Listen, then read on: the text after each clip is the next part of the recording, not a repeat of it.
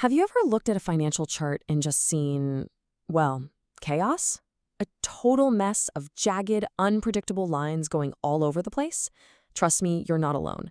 Today we're going to decode a fundamental tool that helps traders find the hidden story inside all that noise. So let's jump right in. So that's the million-dollar question, right? How do you find the actual signal in all of that market noise? I mean, every single day, prices jump up and down, and it just looks like a completely random, chaotic mess. But underneath all of that, there is an underlying trend. The real trick is learning how to see it. You see, the problem is that financial markets generate a ton of short-term noise. And most of those little daily price swings, honestly, they're just meaningless distractions.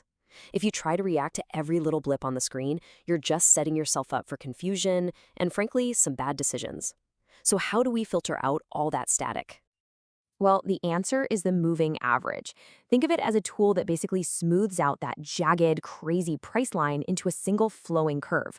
It helps you ignore all that short-term static and really focus on the bigger picture. It's kind of like finding a clear, well-marked path through a really dense, overgrown forest. Okay, so let's start with the most fundamental type there is, the simple moving average, or SMA for short. This one is the real foundation that pretty much everything else is built on. The simple moving average is, well, it's exactly what it sounds like. If you want to calculate a 20-day SMA, you just add up the closing prices of the last 20 days and then divide by 20. Simple as that. The most important thing to remember here is that every single day is treated equally. Day 1 has the exact same impact on the average as day 20. Now, because of that equal weighting, the SMA has a very distinct profile. The big pro is that you get this really smooth, stable line, which is perfect for spotting the main long-term trend. But the downside is pretty significant. It's what we call a lag effect. Because it gives just as much attention to old data as it does to new data, it's really slow to react when prices suddenly change course. And that sluggishness, that lag from the SMA, is exactly why a more responsive alternative was created. Meet the Exponential Moving Average, or the EMA. If the SMA is the wide, well-trodden path, think of the EMA as the nimble, responsive trail. The EMA tackles the SMA's slowness head-on, and it does it with a simple but really powerful trick. It just changes the weighting.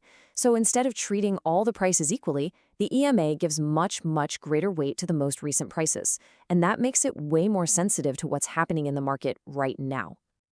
Of course, that extra sensitivity comes with its own set of trade-offs.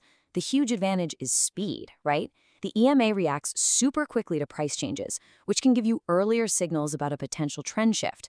But what's the risk? Well, in a choppy, sideways market where prices aren't really going anywhere, that same sensitivity can cause it to overreact and generate a bunch of false alarms. So let's just break this down side by side.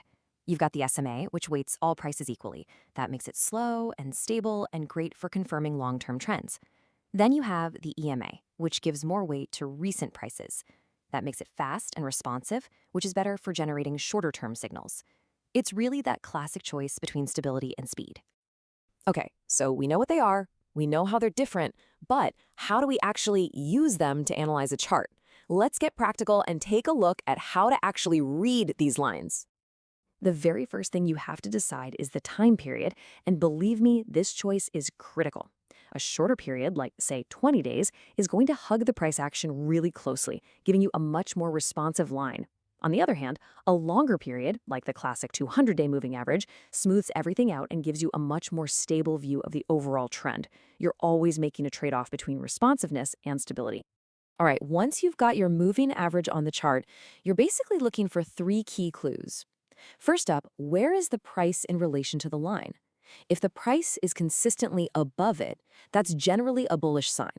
If it's below, that suggests a downtrend. Second, look at the slope of the line itself. Is it rising? That shows momentum is building.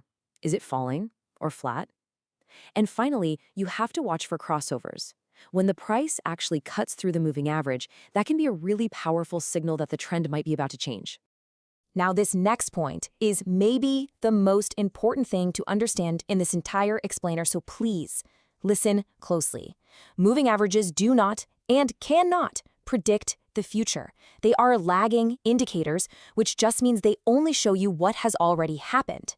They're designed to help you follow a trend, not forecast one. Let me put it another way. Their real value, their power, lies in confirming the dominant direction of the market. They help you align your strategy with whatever the current trend is, and they give you a framework for making disciplined decisions. They confirm what is, they don't predict what will be. And that really brings us to our final thought. A moving average can clear away all that noise and show you the underlying direction of the market with incredible clarity. It gives you context and it gives you confirmation. But it can't make the decision for you. It shows you the path. And what you decide to do with that information, well, that's the next chapter. All right, welcome back. Today we're jumping right into a tool that's absolutely fundamental for any trader. We're going to decode the two heavyweights of technical analysis, the simple moving average and the exponential moving average. So yeah, let's get into the showdown. You know the feeling, right? You're staring at a price chart and all you see are these jagged peaks and valleys. It just looks like total chaos. But what if there was a way to cut through all that static, to actually see the story the market is trying to tell you? Well, that's exactly the problem moving averages were built to solve. And that brings us to our first section here, taming market chaos. We're going to see how these simple lines can bring some serious order to the craziness of price charts, acting like a guide to where the market might be heading. So what exactly is a moving average? At its core, you can just think of it as a filter. It takes all that volatile up and down price action over a certain time, averages it all out, and then plots it as one single flowing line on your chart. Suddenly, that messy picture becomes a whole lot clearer. Okay, so now that we know why we'd want to use them, let's meet the two main contenders in today's showdown. They're both trying to do the same job, but believe me, their personalities and how they perform are totally different. First up, we've got the simple moving average, or SMA. I like to think of this one as the smooth stabilizer. The math behind it is pretty, well, democratic. It just adds up the closing prices for, let's say, the last 20 days and divides by 20. Every single one of those days gets an equal vote, and that makes the SMA incredibly stable and really good at filtering out all that distracting short-term noise. And in the other corner, we have the exponential moving average, the EMA. I call this one the quick reactor. Why? Because the EMA has a serious need for speed. The formula is a bit more complicated, but the only thing you really need to know is that it gives more importance, more weight to the most recent prices, and that makes it way more responsive to new information and sudden moves in the market. All right, it is time for the main event. Let's put these two head-to-head. We're going to see exactly how their core differences really play out on the charts. This is where you'll start to get a feel for which one might be the right fit for you. This right here gets to the absolute DNA of each indicator. Think of it like this. The SMA, with its equal weighting, is like a giant cargo ship. It's slow and steady, and it's not going to get rocked by one or two choppy waves. The EMA, on the other hand, with its focus on recent prices, well, that's a speedboat. It's designed to turn on a dime as soon as new information hits the water. So how does this actually play out in different markets? Well, if you're in a strong, clear trend, the EMA is fantastic because it gets you in earlier. The SMA will be a little late, but it'll follow that trend so smoothly and keep you from getting shaken out. But what about a choppy sideways market? That's where the SMA's stability is its superpower. It helps you ignore a ton of false alarms. The EMA, though, it's so sensitive that it might be screaming breakout, breakout, when really nothing is happening at all. So keeping those differences in mind, we get to the really important part. This isn't about which moving average is better. It's about figuring out which one is the right fighter for your strategy in this market. It's all about matching the tool to the job. And part of choosing your fighter is choosing the right time period. You know, if you're a short-term trader, you'll probably use a fast moving average, something like a 5 or a 20 period. But if you're trying to spot those massive long-term trends, you'll be looking at the famous 200 period moving average. It's always a trade-off between speed and clarity. But what if you didn't have to choose just one? A really popular and honestly powerful strategy is to make them work together as a team. This is what's known as a crossover. You use the EMA's speed to spot a potential change, and you use the SMA's stability to confirm it. Here's how it works. You get a bullish signal, what's sometimes called a golden cross, when that fast EMA slices up and crosses above the slow SMA. It suggests that the recent momentum is turning positive.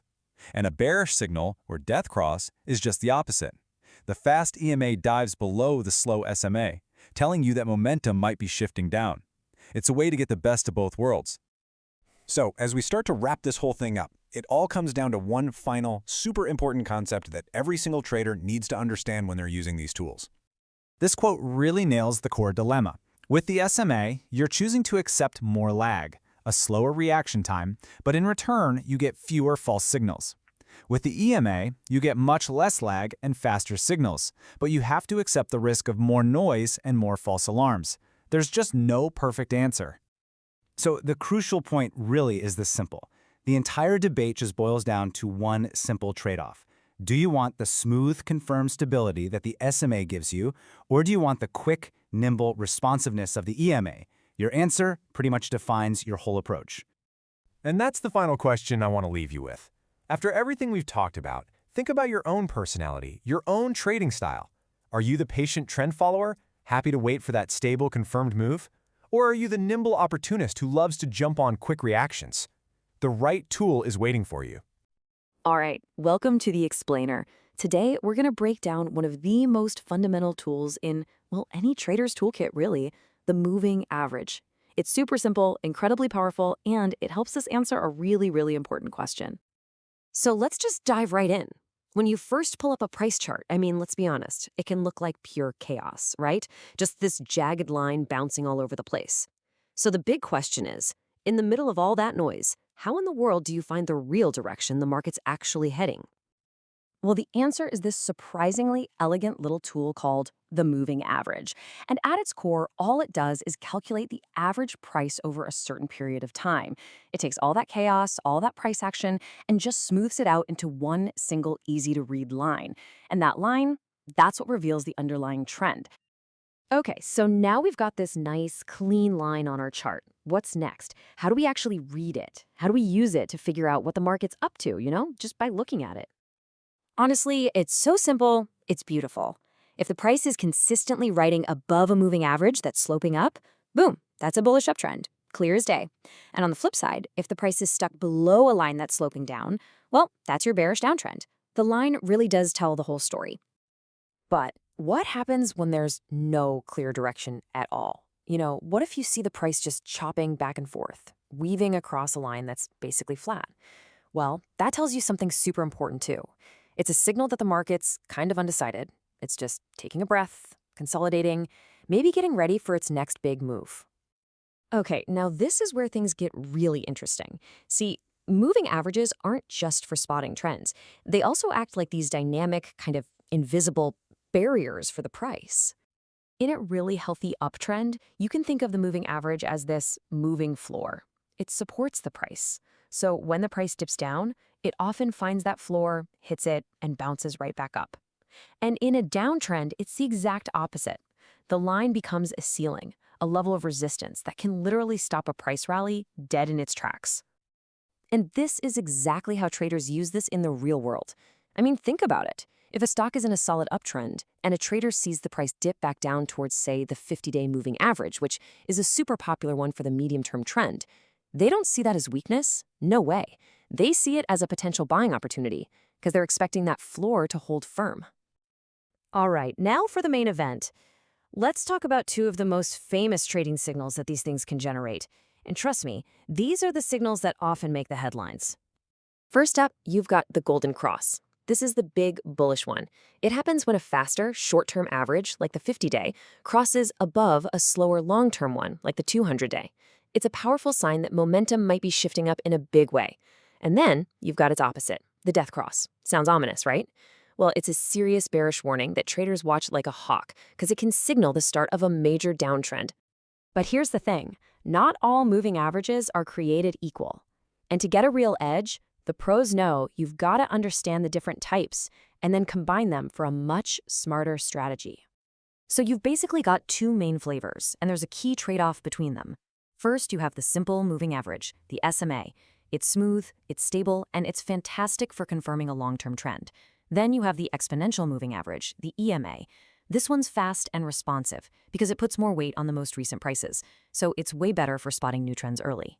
A lot of pros will actually use both on the same chart. They'll use the fast EMA to get a hint of a potential entry, but then they'll wait for the slower SMA to catch up and confirm that the new trend is actually for real. Okay, but before you run off and start throwing this on every chart you can find, we have to do a reality check. It is absolutely critical to understand the limitations here. A moving average is not a crystal ball. Here's the most important thing to remember. Moving averages don't predict the future. They're what we call lagging indicators, which just means they're based on past prices. They only show you what's already happened. And in those choppy sideways markets we talked about, oh man, they can give you a ton of false signals. It's this super frustrating thing traders call getting whipsawed. And yeah, like we just saw, you're always trading off speed for smoothness. That's why they absolutely need backup. You never use them alone. Okay, so with all those warnings in mind, how do you actually use moving averages effectively? How do you put all these pieces together? Well, here's a simple 3-step playbook. First, always combine them with other tools. Use something like the RSI to check momentum or the MACD to confirm trend changes. Get a second opinion, basically. Second, use multiple moving averages on your chart. A short-term, a medium-term, and a long-term one all together give you a much more complete, layered picture of what's happening. And finally, number 3, watch the slope. I mean, really watch it. A steep line screams strong momentum. But if that line starts to flatten out, that's your early warning sign that the trend might be running out of steam. So there you have it. You now have a really powerful framework for cutting through all that market noise and actually understanding the story the chart is trying to tell you. It's a truly foundational skill. So the only question left is, what story will you find?